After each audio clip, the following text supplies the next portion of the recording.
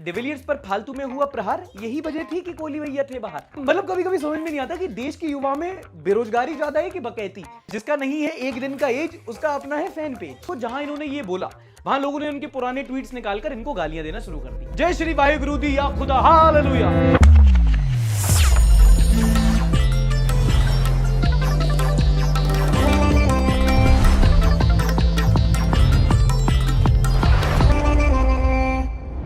नमस्कार, आदाब and welcome. This is Sarthak and you are watching the Sunday show. वो show जहां हम करेंगे देश की बात एंटरटेनमेंट के साथ। आपने सुना होगा बेगानी शादी में अब्दुल्ला दीवाना, बेगानी डिलीवरी में दुनिया दीवानी। अभी सुनाता हूं। इस हफ्ते कोहली के बेटे और पाकिस्तान के भाई का दुनिया में आगमन हुआ। The announcement to which became the most liked post on Instagram. De Villiers पर फालतू में हुआ प्रहार, यही वजह थी कि कोहली भैया थे बाहर। बहुत मनुष्य लग रहे हो, मत करो, रहने दो। नाम रखा गया है अकाय कोहली, और ये बच्चा जिसकी इमेज भी अभी तक अवेलेबल नहीं है, ये बनेगा स्टार किड्स का भी स्टार किड, क्योंकि न्यूज आने के 5 मिनट के अंदर इसके 5000 इंस्टाग्राम अकाउंट्स बना दिए गए। कुछ पढ़ के सुनाता हूं तुमको मैं, और सब एक से एक unique. akai._.kohli__ke_ai Kohli, akai.kohli, akai.kohli__अकाय Kohli 08। फिर उसका एक्सपोर्टोज वामिका कोहली एंड अकाय कोहली। ये देखो अकाय कोहली फैन पेज। मतलब कभी कभी समझ में नहीं आता कि देश के युवा में बेरोजगारी ज्यादा है कि बकैती।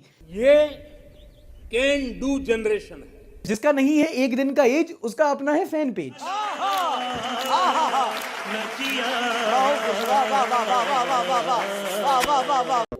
अच्छा, फैन फॉलोइंग से याद आया यार, रिसेंटली विक्रांत मसीह की फैन फॉलोइंग काफी बढ़ गई है after the movie 12th fail. आपने भी देखी होगी हॉटस्टार पर। इस हफ्ते उनके कई सारे इंटरव्यूज सामने आए, एक समदीश के साथ, एक ANI की स्मिता प्रकाश के साथ, और काफी अच्छे इंटरव्यूज हैं। समदीश वाला देखो, आपको बड़ा मजा आएगा, लेकिन संडे शो के बाद। हम आपको कुछ कहे हैं। अच्छा, उनकी इंटरव्यूज से ना उनकी पर्सनैलिटी के बारे में 2 बातें हाईलाइट रही।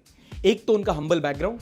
लोगों को घर बुलाया, अपने दोस्तों को, बहुत गहरे दोस्त। जब घर की दिशा देखी उन्होंने देखा कि प्लास्टिक की कुर्सियां हैं घर पे, पेंट चिप हो रहा है, सीलन लगी हुई है सीलिंग पे, तो अगले दिन से फिर उनका बर्ताव मेरी तरफ बदल गया।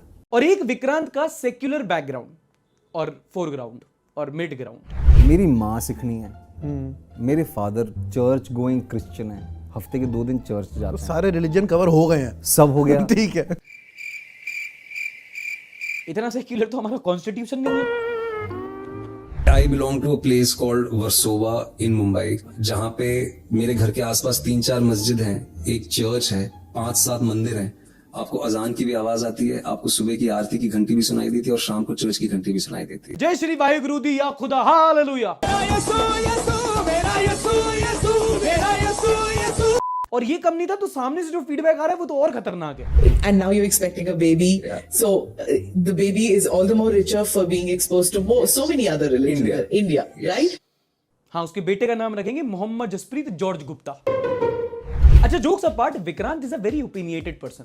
कई सारे ऐसे मुद्दे थे जो आज सोशल इश्यूज थे, पॉलिटिकल इश्यूज थे, जो आजकल के माहौल चल रहा है, उस पर उन्होंने काफी ज्यादा खुल के बात की। और ये भी बताया कि जो बाकी ज्यादा बॉलीवुड के सेलेब्स हैं वो इस पर खुल के बात क्यों नहीं करते, क्योंकि भैया आजकल बोल दिया तो उसके रिपरकशंस होते हैं, उसके फॉल बैक होते हैं। मतलब और आप आयरनी देखो, जहां इन्होंने ये बोला वहां लोगों ने उनके पुराने ट्वीट्स निकालकर इनको गालियां देना शुरू कर दिया।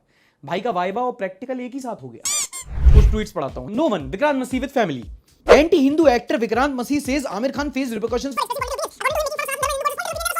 Such a loser he is। काफी कुछ बोल दिया इन्होंने एक ही लाइन में। विक्रांत मसीह, Muslim sympathizer who feels Muslims were victims in Mumbai blast, and a Hindu hater he thinks they were very assailants। रिविज लिखने हैं, I generally don't get offended, but this is indeed very very shameful। No words of apology enough for the atonement of this sin। Hindu sentiments hurt हुए, लेकिन जो शब्दावली है वो Christian वाली use हुई है। और फिर जब ये ट्वीट्स वायरल हुए तो विक्रांत ने ट्वीट किया, या फिर उनकी PR टीम ने, in context of one of my tweets way back in 2018, I'd like to say a few words।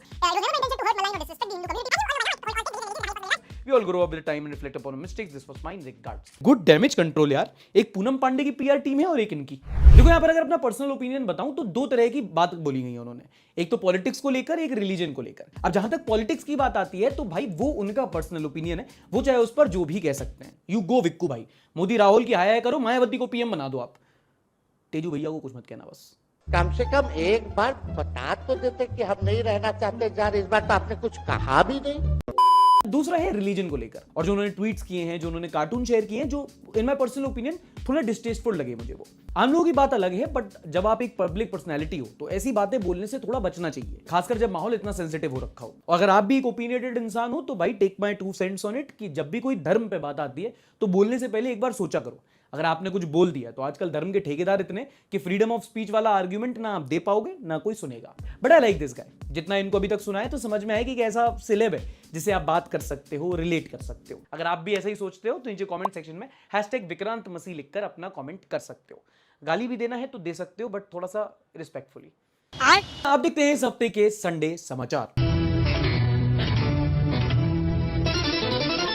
सबसे पहले आपको देश में चल रहे फार्मर प्रोटेस्ट पर अपडेट देता हूं, और सैडली कोई अच्छी न्यूज नहीं है मेरे पास। सरकार ने जो प्रपोजल दिया था उसको फार्मर्स ने रिजेक्ट कर दिया है। मतलब अभी के लिए सरकार और किसानों में कोई भी एग्रीमेंट नहीं हुआ है। ऑन टॉप ऑफ दैट इसके बाद फोर्सेस ने किसानों पर रबर बुलेट्स, आंसू गैस, ऐसे कई सारे मेजर्स का इस्तेमाल किया है। और अभी तक जब तक मैं रिकॉर्ड कर रहा हूं वायलेंस इतना बढ़ चुका है कि अब तक 3 पुलिस वालों और 4 किसानों की मौत हो चुकी है। फार्मर्स की डिमांड क्या है, उससे सरकार को क्या आपत्ति है, और ये एमएसपी का मुद्दा क्या है, अगर आप समझना चाहते हैं तो पिछले हफ्ते का जो संडे शो है आप एक बार यहां क्लिक करके वो वाला वीडियो देख लो। आपको पूरा जो कॉन्टेक्स्ट है वो समझ में आ जाएगा। फिलहाल इस मुद्दे पर कोई हंसी मजाक नहीं करना चाहूंगा, कुछ जाने गई है। कोई अपडेट आगे आता है तो आपको बताता हूं।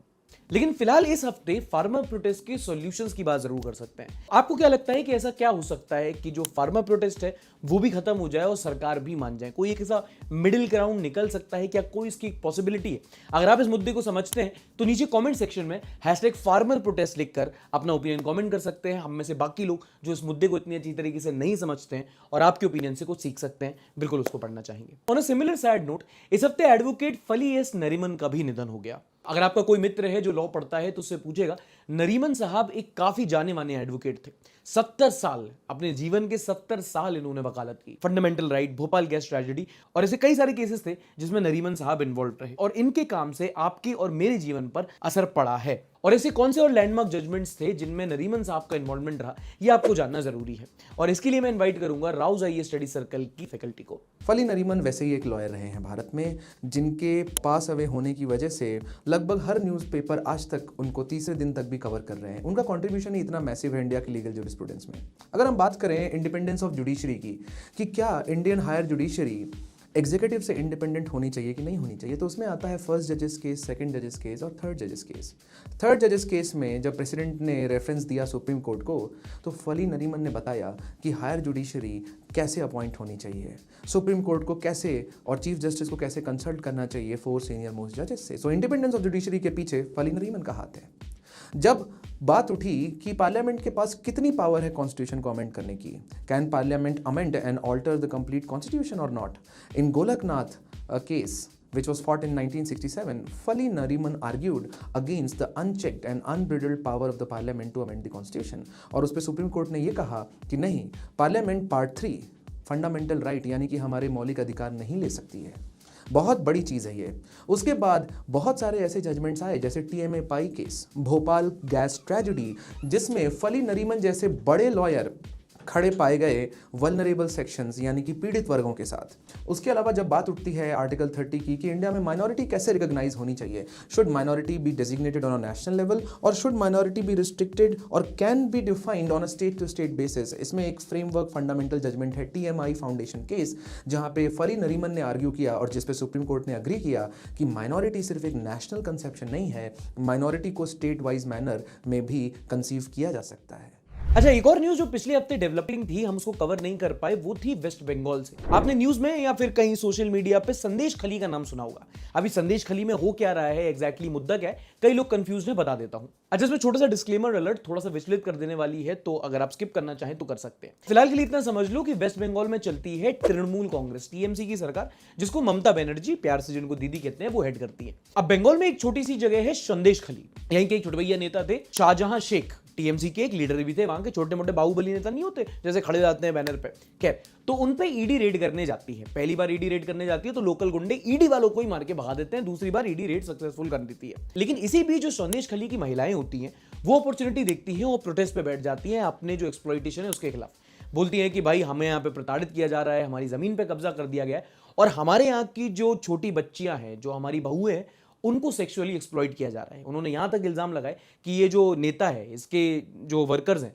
वो आते हैं, घर घर में सर्वे करते हैं और देखते हैं कि कौन है जो भाई नई नवेली दुल्हन है या जो छोटी बच्ची है, जो देखते हैं वो सुंदर लड़कियों को टारगेट करते हैं और अपने पार्टी ऑफिस ले जाते हैं और फिर वहां पर उसके साथ दुष्कर्म करते हैं। ऐसे एलिगेशंस हैं जो लगाए गए। जनवरी में प्रोटेस्ट पे बैठी, कुछ टाइम लगा इनको हाईलाइट होने में, मीडिया ने भी इस मुद्दे को उठाया और जब बाद में इनिशियल इन्वेस्टिगेशन हुई तब पता चला कि ऐसा मुद्दा नहीं था जो दबा था। लोकल लेवल पर ये सब जो चल रहा है ये कहीं ना कहीं वहां की सरकार को पता था। अब उन्होंने एक्शन इस पे क्यों नहीं लिया, इसको दबाए रखा और बाद में खबर जब ये हेडलाइन पे आई तो बात की जा रही है कि अरे ये तो ऑपोजिशन की साजिश है, ये कॉन्स्पिरेसी है और जो बेसिक ढकोसलीबाजी होती है वो की जा रही है। तो अभी लोग ममता बनर्जी पे सवाल उठा रहे हैं और बोल रहे हैं कि वहां पर एक गवर्नर रूल लगाना चाहिए, ऑब्वियसली बीजेपी ऑपोजिशन में तो उसको उठाई रही है। बट ये एक जो मुद्दा है ये आने वाले चुनाव में ममता बनर्जी सरकार पे एक बहुत नेगेटिव इंपैक्ट डालेगा एंड राइटली सो, क्योंकि आपको अकाउंटेबिलिटी देनी चाहिए।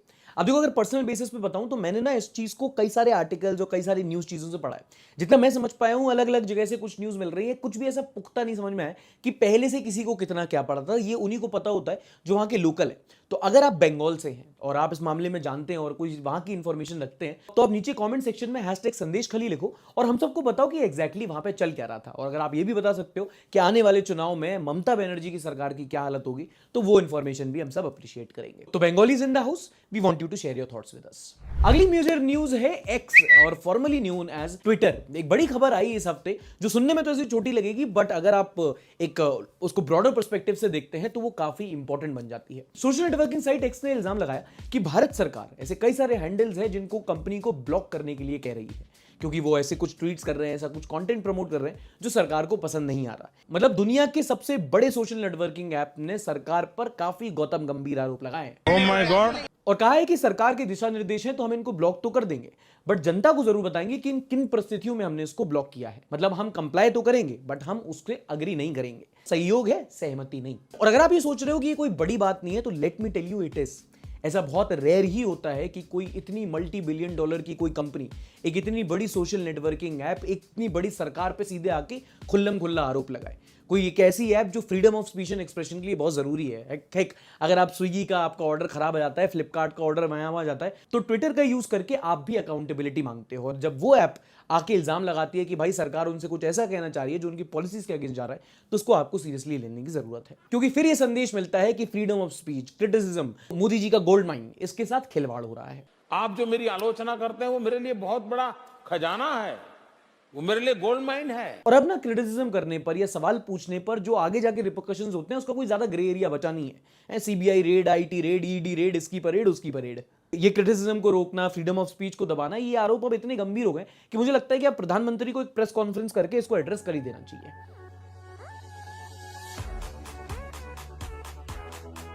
सॉरी।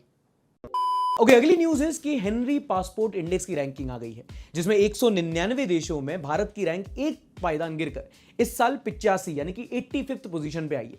अब आपको नहीं पता कि हेनरी पासपोर्ट इंडेक्स क्या होता है कि देश भर में जितने भी लोग फॉरेन ट्रैवल करते हैं ना उनको एक पासपोर्ट दिया जाता है। गरीब आदमी तुम्हें पता है ना पासपोर्ट क्या होता है? मैं दिखा दूं क्या तुमको? नहीं, मेरे पास तो होगा। अच्छा, हमको सिखा रिया है। अब होता क्या है कि एक ऑर्गेनाइजेशन है जो हर देश के पासपोर्ट्स को कुछ फैक्टर्स पे नापती है और उनकी रैंकिंग निकालती है, जो बेसिकली डिपेंड करता है कि किसी एक देश में कितने सारे देश हैं जिनमें वीजा फ्री एंट्री है, या आपके देश के रिलेशन जो है वो बाकी कितनी सारी कंट्रीज के साथ अच्छे हैं। जितने ज्यादा अच्छा व्यवहार होगा उतने अच्छे उस पासपोर्ट की रैंकिंग होगी। फॉर एग्जाम्पल जो पहला स्थान आया है वो है फ्रांस का। अगर एक फ्रांस का सिटीजन है तो वो 199 में से 194 देशों में बिना वीजा के वो ट्रैवल कर सकता है ना। उसी के साथ अगर बाकी देशों के नाम करें तो इटली, जर्मनी, सिंगापुर, जापान, ऐसे देशों के नंबर आते हैं। इंडिया का पोजीशन 85th रहा। एंड इससे पहले तुम पूछो, तुम्हारी तसल्ली के लिए बता देता हूं, पाकिस्तान हमसे नीचे है। इससे पहले आपको अगली न्यूज बताऊं। आपको हेलो जी, अरे नहीं लेना यार तुम्हारा लोन। आपको भी ऐसे स्पैम कॉल आते होंगे ना? सबको आते हैं। एक सर्वे हुआ जिसमें 12,000 लोगों को सर्वे किया गया, उनसे पूछा गया कि भैया आपको कितने स्पैम कॉल्स आते हैं, तो पता चला कि ऑन एन एवरेज एक इंसान को भाई दिन में कम से कम 3 स्पैम कॉल्स तो आते ही हैं। और फिर पता लगाया कि भैया बताओ कि कौन सी ऐसी कंपनी सबसे ज्यादा स्पैम कॉल्स करती है, तो पता चला कि बजाज फाइनेंस एक ऐसी कंपनी है। 40% रिस्पोंडेंट्स ने बोला कि सबसे ज्यादा फालतू की कॉल यही करते हैं। उसके बाद जिनका नंबर आया वो है 30% के साथ HDFC group, HDFC life, HDFC bank, loan ले लो, FRI क्रेडिट कार्ड पे फलाना ढिमकाना। उसके बाद नंबर आता है Kotak Mahindra bank and so on. पता नहीं ऐसी कौन सी आर्थिक समस्या में हूं मैं, हर दूसरे दिन एक लोन ऑफर होता है मुझे, लेकिन फिर मैं भी अपनी बेरोजगारी का फायदा उठाता हूं। बात तो कर ही लेता हूं इन लोगों से। बड़ा हरामी हो बेटा। अच्छा, अगली न्यूज है आपकी हेल्थ को लेकर। पैरासीटामोल खाते हो? खाते ही होगे Dolo 650 is the national tablet of India. और अगर आप पैरासीटामोल खाते हो तो ध्यान से सुनना है, यूनिवर्सिटी ऑफ एडिनबर्ग ने एक स्टडी की है और जिसमें उन्होंने पाया है कि the common pain killer medically term known as paracetamol, इसका प्रोलॉन्ग्ड और ओवर यूज से लिवर कैंसर हो सकता है। बट अगेन ये एक स्टडी है जो प्रोलॉन्ग्ड और ओवर यूज केस बताती है। तो अगर आप हर दूसरे दिन एक पैरासीटामोल टाप लेते हो तो ये न्यूज आपके लिए, लेकिन रैंडमली कभी ऐसा बुखार चढ़ता है, सर में दर्द होता है and once in a while अगर आप ले रहे हो तो उसमें कोई दिक्कत नहीं है। अगली न्यूज है हमारी देसी शेक्सपियर शशि थरूर जी को लेकर। इनको फ्रांस का हाईएस्ट सिविलियन ऑर्डर है शेवली डी डन लेज्यून डोनर और नोन एज, हमारे बस की बात नहीं है बोलना, इनको फ्रांस का हाईएस्ट सिविलियन ऑर्डर से नवाजा गया है। जैसे भारत में भारत रत्न होता है बट वो हम बाकी देश के लोगों को भी दे सकते हैं, नेल्सन मंडेला को मिला है, ऐसे ही फ्रांस का जो हाईएस्ट सिविलियन ऑर्डर होता है वो शशि थरूर जी को नवाजा गया है, जो इररिस्पेक्टिव ऑफ पार्टी लाइंस हमारे लिए प्राउड की बात है।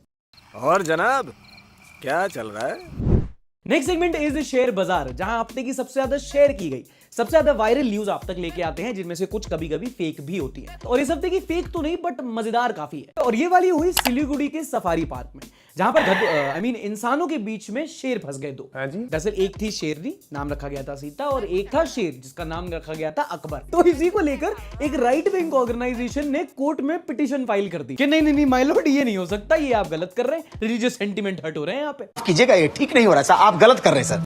और कोर्ट ने फिर पार्क के कर्मचारियों को बोला कि भाई साहब ऐसा करो कि आप इन शेर शेरनियों का नाम बदल दो, इस पर कलेश नहीं होना चाहिए। कराएंगे क्या आप? देखो जिसको भी इस बात से आपत्ति है, पहली बात तो नाम बदलना आपका डोमेन है, बट कीपिंग दैट असाइड, बसी के छाती के बाल की कसम कोई भाई वो शेर है, उनको क्या पता क्या राम रहीम, क्या सीता, क्या अकबर। मतलब शहर के जानवरों तक ठीक था, जंगली जानवरों में भी हिंदू मुस्लिम। कल तुम उनसे भी बकरा बीफ हलाल झटका करने लगोगे तो क्या सोया चाप खाएंगे वो? और देश में करप्शन, वुमेन सेफ्टी, रेप, चोरी, चकारी, हाई कोर्ट का काम बस ये बचा है कि इन सबको छोड़ के जू के जानवरों का नामकरण करे वो। कभी कभी समझ में नहीं आता क्या करूं क्या बोलूं। अगर हम करें तो करें क्या, बोले तो बोले क्या। जोक मारने की भी जरूरत नहीं पड़ती, न्यूज बोल देता हूं तो फनी लगने लगता है। देखो इससे पहले हम अगले सेगमेंट की ओर आगे बढ़े, आपको बता देना चाहता हूं कि अंग्रेजों के, मुगलों के टाइम पे सिर्फ युद्ध नहीं लड़े जाते थे, आजकल भी इंटरनेट के जमाने में एक युद्ध लड़ा गया है जिसके बारे में आपको इतिहास में पढ़ाया नहीं जा रहा, और वो है बैटल ऑफ बागपत। शायद आपको एनसीईआरटी की किताब में नहीं पढ़ाया जा रहा हो, पर याद रखिएगा इन्हीं दिनों बागपत की महान धरती पर प्रथम चाट युद्ध लड़ा गया था, जिसका इस हफ्ते लोगों ने 3रा वर्षगांठ मनाया। आपको अगर याद ना हो तो इसमें बहुत योद्धाओं ने लड़ा था झाड़ू, बेल्ट, डंडों से, और इसमें हमारे महान योद्धा आइंस्टाइन एबक हमारे सामने आए थे। प्रणाम, salute, if you know you know. Chokeslam ऐसी मारी थी अंडरटेकर शर्मा जाए। नॉनसेंस। अच्छा, युद्ध से याद आया, सिर्फ बागपत में नहीं, इन दिनों अगर आप साउथ इंडिया में जाएंगे तो एक और इंटरेस्टिंग युद्ध चल रहा है, निरोध युद्ध। क्या बोला तूने? आइए आप आंध्र प्रदेश में, यहां पर 2 पार्टी चलती हैं, एक है टीडीपी तेलुगु देशम पार्टी चंद्रबाबू नायडू की, और दूसरी है वाईएसआरसी वाईएसआर कांग्रेस, जो जगन मोहन रेड्डी भाई साहब हैंडल करते हैं। आपको लगता है कि मोदी से ज्यादा कोई अपनी ब्रांडिंग कर सकता है? आंध्र प्रदेश में जाना कभी, इस इंसान ने अपने हर जगह ये वाले पोस्टर लगा रखे हैं। खैर स्टोरी पे वापस आते हैं। इस हफ्ते इमेजेस वायरल हुई जहां पता चला कि सरकार जो निरोध के पैकेट्स बांटती है ना, आंध्र प्रदेश में ये दोनों पार्टीज उसमें अपनी ब्रांडिंग करके दे रहे हैं। ये सब क्या देखना पड़ रहा है? देखो आप लोग शायद सर थोड़ा सा गलत समझ रहे हैं। पब्लिक प्रोटेक्शन का मतलब पब्लिक को प्रोटेक्शन देना नहीं था। मैं ठीक है, प्रिवेसी इज अ मिथ, तुम तो बेडरूम में ही घुसे आए। मतलब ये कौन से नए मैनिफेस्टो का हिस्सा है कि आप हमको वोट दो, हम आपको देंगे फ्री बिजली, पानी, नौकरी और ऑर्गाज्म। अच्छा, ऑर्गाज्म से याद आया, यूपी पुलिस में अब भर्ती होने जा रही है सनी लियोनी की। ऐसे ही लड़कों में हर्षोल्लास का माहौल है, उत्सव की तैयारी करो। इससे पहले आप अपने तमंचे से डिस्को करो। सुन लो पहले बात पूरी, फेक नहीं है बट फेक ही है। हुआ क्या कि यूपी पुलिस में कांस्टेबल की भर्ती निकली, लाखों नौजवानों ने अपना फार्म भरा। उसी में से एक नौजवान जिन्होंने अपना फार्म भरा वो थे धर्मेंद्र सिंह जी। इन्होंने अपना एज डाला, डिटेल डाला, पूरी भाई फार्म की फीस भरी, और फिर बाद में इनका एडमिट कार्ड छप के आया तो उसमें सनी लियोनी की फोटो थी। हर जगह खबर फैल गई कि सनी लियोनी भर्ती के लिए आई है और ये बेचारा अपना एग्जाम नहीं दे पाए। पूरा मामला आपको अभी सुनाते हैं। कैसे सनी लियोनी बन गए आप, क्या है पूरा मामला? यूपी प्लस का फॉर्म डाले थे गोल्डी कंप्यूटर से, जब हमको प्रिंट दिया गया तो उसमें मेरा प्रिंट सही था, नाम भी सही है धर्मेंद्र सिंह, और पूरा आधार कार्ड नंबर सब सही है। उसके बाद जब एडमिट कार्ड आया तो उसमें सनी लियोनी की फ़ोटो आ गई, उसका नाम भी आ गया, पूरा बदल गया एडमिट कार्ड। बताओ, मतलब PNG डॉक्यूमेंट आना था, MP4 में आया। समझ रहे हो आप? देखो, धर्मेंद्र भाई ने अर्जी डाली है, होपफुली उनका री एग्जाम होगा। लेकिन इन योर वाइल्डेस्ट फैंटेसी सोचो एक पॉइंट पे, अगर सनी लियोनी यूपी पुलिस में भर्ती हो जाए तो कम से कम लोग हथकड़ी और हैंडकफ में डिफरेंस समझ जाएंगे। सॉरी। और प्रथा अनुसार जो भी हम वीडियोस पे टॉपिक्स कवर करते हैं उस पर आपके भी ओपिनियन मांगते हैं कमेंट्स बॉक्स में, और जो टॉप कमेंट्स होते हैं उनको हम इस वीडियो में रिव्यू करते हैं, उन पर चर्चा करते हैं। तो देखते हैं इस हफ्ते के top 5 comments of the week. Creative ads पे हमने बात की थी कि आपने कौन सा क्रिएटिव एड देखा है, तो उसी पर यूजर ST2P को बोलते हैं ad sofa advertisement of Fevicol, sofa gets pass from generation to generation, really beautiful advertisement. मेरे को भी बहुत one of the favourite ad लगता है ना। पूरा एक अच्छा सा ट्रेडिशनल राजस्थानी सॉन्ग चल रहा होता है पीछे, और सोफे की पूरी कहानी होती है, ये कैसे बनता है, एक फैमिली में जाता है, फिर बेच दिया जाता है, फिर पानी में भी जाता है, लेकिन फेविकॉल का जोड़ नहीं जाता। बहुत खूबसूरत ad. Hashtag my vote, this year I have grown to become 20 years and among the new voters, Sarthak mentioned, my vote depend on the regional leader, doesn't matter what the party would be. A humble educated person, if is there, I will cast my vote there, whether he will win or not. S Cherry Chiakoli 9233, I think that's a very good decision. आपको आपके local leader को ही vote करना होता है, बाद में BJP हो कांग्रेस फर्क नहीं पड़ता, कौन सी पार्टी पावर में। आपका नेता अच्छा है तो आपके इश्यूज अच्छे तरीके से उठाएंगे, नेता फुद्दू है तो कोई फर्क नहीं पड़ता, कितनी बड़ी पार्टी में रहे। माय वोट SJP सार्थक जनता पार्टी। शौविक सिंह 474 को तो दे दिया जाए। SJP अगर आपको नहीं पता तो हमारी अपनी युवाओं की पार्टी है, हमने अपने इंस्टाग्राम के ब्रॉडकास्ट चैनल पे उस पर खोल रखी है, जिसमें हम देश की युवाओं की जो आजकल के मुद्दे हैं, गर्लफ्रेंड नहीं मिल रही है, दोस्तों का गोवा के साथ प्लान, गोवा का प्लान नहीं बन रहा दोस्तों के साथ, ऐसे मुद्दे हम उठाते हैं। तो प्लीज उसको आप ज्वाइन कीजिएगा इंस्टाग्राम पर। पेट्रोल के रेट बढ़ रहे हैं लेकिन बियर के सस्ते क्यों नहीं हो रहे, ये वाले भी मुद्दे हैं तो ये हम अपनी इसमें Sunday Soch. Honorable Chief Justice of India took stand following this duty and took important step against Chandigarh mayor election recently. Electoral bond was also his decision. He's my ideal as lawyer president and he's inspiring me, student like me. Chief justice of India DY Chandrachud, recently उन्होंने बहुत सारे ऐसे decision लिए हैं, in fact उनके career में भी बहुत सारे ऐसे डिसीजंस हैं जो अगर आप किसी लॉ स्टूडेंट से बात करोगे तो आपको बताएगा कि भाई हाँ, अपने आप में वो एक बड़ी बात है। और कई सारे, अभी आपने जो अनिल मसीह का भी केस देखा, कई सारे ऐसे केसेस होते हैं जो सुप्रीम कोर्ट और खासकर जो चंद्रचूड़ की बेंच होती है वो उसमें डिसीजन ऐसे लेते हैं जहाँ समझ में आता है कि हाँ भाई जुडिशरी भी है इंटरफियर करने को in case the constitution gets compromised. इस press conference necessary in world's largest democracy that a honourable PM never does, it is absolutely necessary. मतलब डेमोक्रेसी का वरना सेंस क्या है, अकाउंटेबिलिटी मिलती है ना तुम्हें, 4 लोग आके, पत्रकार आके सवाल पूछेंगे, वरना कुछ भी कर दोगे तुम। तो प्रेस कॉन्फ्रेंस इज बेसिकली वही एक क्वेश्चन एंड आंसर मैकेनिज्म होता है वो, है ना। तो ये सवाल ही बड़ा अजीब है भाई कि नेसेसिटी है कि नहीं, ये क्या बात हुई है, कपड़ा पहनना जरूरी है क्या प्राइवेसी के लिए तुम्हारे, बिल्कुल है। एग्जाम्पल खराब था, बड़ा है, जरूरी है। तो गाइस ये थे पिछले हफ्ते के टॉप 5 कमेंट्स। इनको मिलता है संडे सभा का 1 महीने का फ्री सब्सक्रिप्शन, यानी कि हफ्ते की जितनी भी न्यूज होंगी, कंट्रोवर्सीज होंगी, मीम्स होंगे, जो आपको बेसिकली संडे शो में मिल रहा है, उसी को कंपाइल करके हम अपने न्यूज़लेटर में लेके आते हैं, यानी कि हमारे सभा पत्र में, और डायरेक्टली डिलीवर करते हैं आपके व्हाट्सएप पर। अगर आप भी इस वीडियो में कुछ आपको लगे जिस पे आपको आपका ओपिनियन चाहिए तो हैशटैग्स मैंने आपको बता रखे हैं स्पेसिफिक टॉपिक्स पर, वरना अगर आपको नहीं पता तो हैशटैग संडे विचार एक ये हैशटैग है, इस पर लिख के आप अपना कोई भी कमेंट बता सकते हैं। टॉप 5 कमेंट्स को मिलेगा संडे सभा का फ्री सब्सक्रिप्शन। अगर आप हमारा न्यूज़लेटर देखना चाहते हैं कि कैसा होता है क्या होता है, तो इस हफ्ते एक फ्री सैंपल मैंने कमेंट सेक्शन में डाल रखा है, जाओ, फ्री है, कंप्लीटली नो कॉस्ट, 0 रुपया शुल्क, निशुल्क। आप जाके कमेंट सेक्शन में जाके हमारा एक बार सभा पत्र पढ़ सकते हो। अगर आपको लगता है कि आपके जीवन में कुछ हेल्प कर रहा है, कॉम्पिटिटिव एग्जाम में कुछ हेल्प कर रहा है, या बेसिक आपको इंफॉर्मेशन बढ़ा रहा है, तो वहीं पे नीचे जाके आप उसको सब्सक्राइब भी कर सकते हैं, which is around 149 rupees only. 150 रुपया देगा तो तुमको महीने भर की खबर डायरेक्टली तुम्हारे व्हाट्सएप पे मिल जाएगी। अच्छा, पिछले हफ्ते की कहानी आपको याद है जब एक इलेक्शन में हमारी ये अनिल मसीह साहब चीटिंग करवाते पकड़े गए थे। कॉन्टेक्स्ट के लिए बता दूं, हुआ क्या था कि चंडीगढ़ में मेयर के इलेक्शन हुए थे, जिसमें जो ऑपोजिशन के कैंडिडेट्स थे उनकी जीतने की संख्या ज्यादा थी। तो हमारे जो इंस्पेक्शन ऑफिसर थे अनिल मसीह साहब, इन्होंने वहां पे 0 कट्टस खेल के कुछ वोट इनवैलिडेट कर दिए, वक्त बदल दिए, सरकार बदल दी। लेकिन गनीमत से पूरा कांड कारनामा CCTV में कैद हो गया, इसलिए हमारा जो कोर्ट्स था वहां पे पिटीशन फाइल हुई और उन्होंने इसमें आके सबसे पहले तो मसीह साहब की गुद्दी पकड़ी, फिर जो हमारे इलेक्शन के रिजल्ट्स थे उस पे उनो रिवर्स खेल के दूसरी जो आम आदमी पार्टी के मेयर थे उनको जिताया। तो इस न्यूज में एक पॉजिटिव बात है, एक नेगेटिव बात है। पॉजिटिव बात यह है कि जब इलेक्शन में हेराफेरी हुई तो हमारे कोर्ट्स ने आके बीच में इंसाफ दिलाया, जो कि देख के एश्योरेंस मिलता है, जुडिशरी, डेमोक्रेसी, चौथा स्तंभ। बट फिर नेगेटिव बात भी यही है कि चुनाव में हेराफेरी हुई, दिन दहाड़े खुल्लम खुल्ला नाक के नीचे। डेमोक्रेसी चौथा, next positive news is from Jammu and Kashmir, जहां पर पिछले हफ्ते कई सारे इंफ्रास्ट्रक्चर प्रोजेक्ट्स का उद्घाटन हुआ, जिनमें से मेजर रहा ये चिनाब ब्रिज, जो है world's highest railway arch bridge. Arch इसलिए क्योंकि अगर आप इसका स्ट्रक्चर देखोगे तो ऐसे ऊपर निकलता है, नीचे एक हल्की सी आर्क बनती है ना, पता है?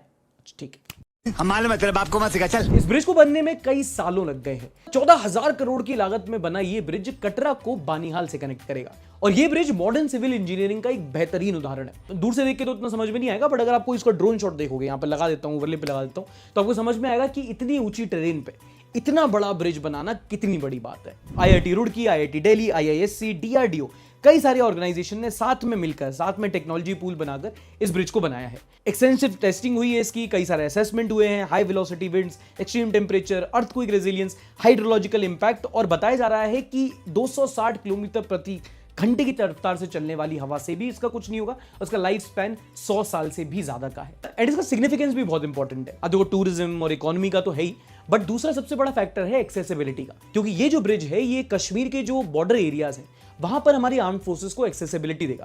क्योंकि होता क्या था, अभी सिर्फ एक ही हाईवे था जो उस एरिया को कनेक्ट करता था, पर विंटर्स में जब सर्दी बढ़ जाती थी, स्नोफॉल हो जाती थी, तो वो एरिया भी क्लॉग हो जाता था, और जो हमारी आर्म्ड फोर्सेज है, आर्मी है, उनको वहां तक जाने का एक्सेस उतनी आसानी से नहीं मिलता था। इस ब्रिज से एक डायरेक्ट एक्सेस होगा आर्मी को वहां तक पहुंचने के लिए और अपने बॉर्डर सिक्योर करने के लिए।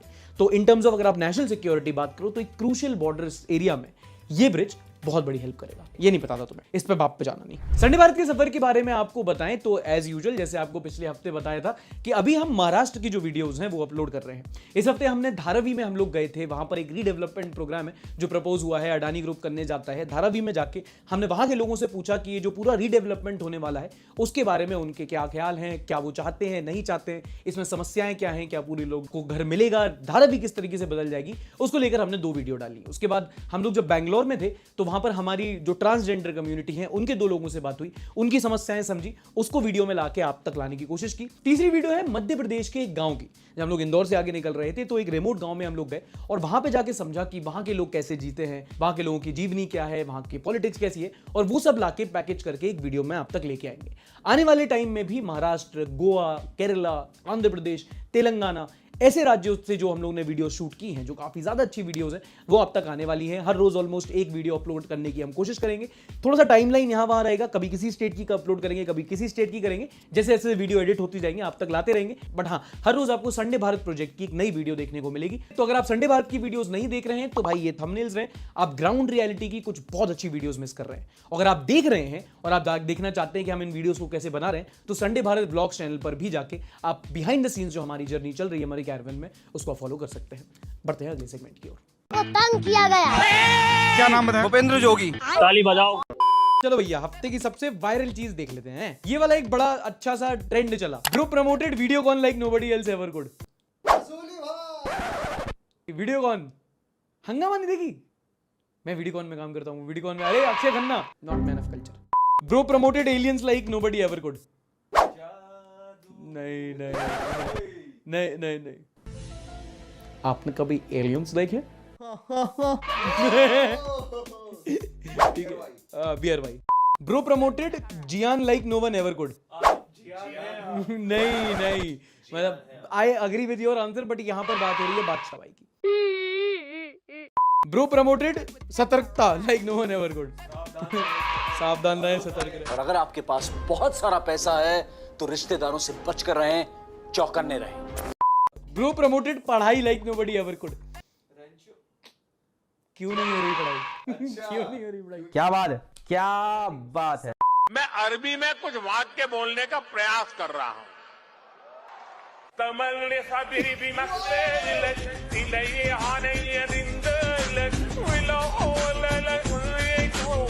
माई favourite singer is on fire, dedicated to Meloni, मौलाना मोदी जी। इतने तेजस्वी लोग हैं हमारे पास, कितने शानदार विचार रखते हैं जी। सलमान खान। हम आपको कुछ कहे हैं, कितना अच्छा हम लोग बातचीत करते थे, हर चीज करते थे।